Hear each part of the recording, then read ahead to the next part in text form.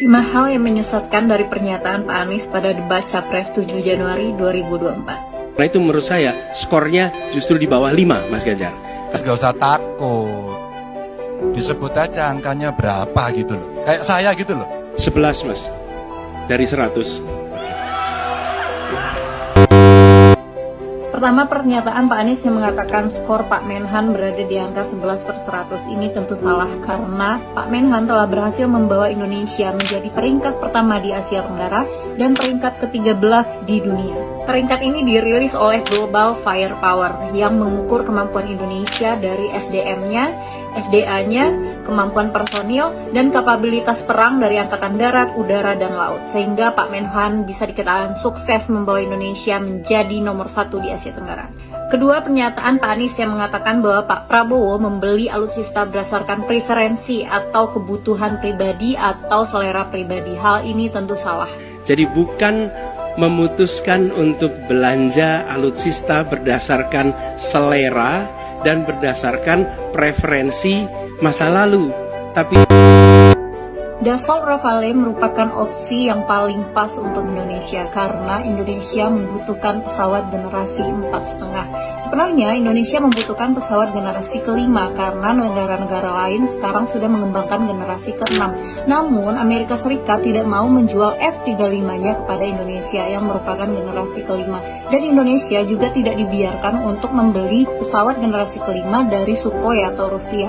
Oleh karena itu, Prancis adalah opsi yang netral yang dipilih oleh Bapak Prabowo agar Indonesia memiliki upgrade pesawat tempur.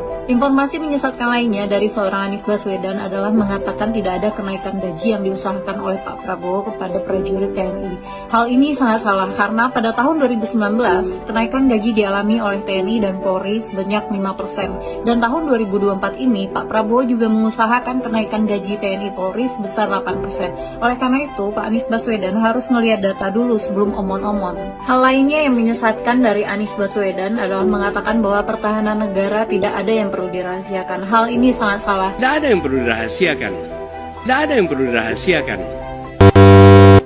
Bapak, pada tahun 2008 keluar Undang-Undang Nomor 14 yang menyatakan bahwa pertahanan negara merupakan aspek strategis yang mesti dirahasiakan, terkait strategi, terkait kemampuan, dan terkait taktik, dan juga terkait intelijen.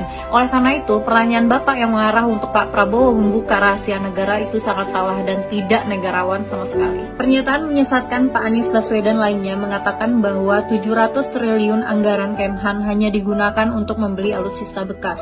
Hal ini sungguh salah. Dan 700 triliun anggaran Kementerian Pertahanan tidak bisa mempertahankan itu, justru digunakan untuk membeli alat-alat alutsista yang bekas.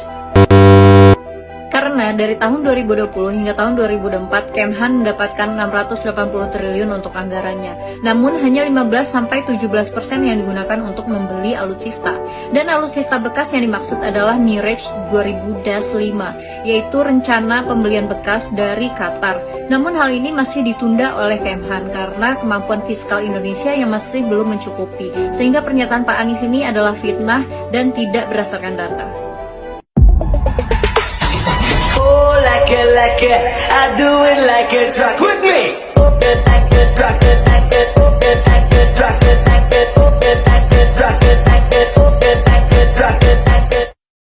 Manis, surveimu itu selalu paling bawah.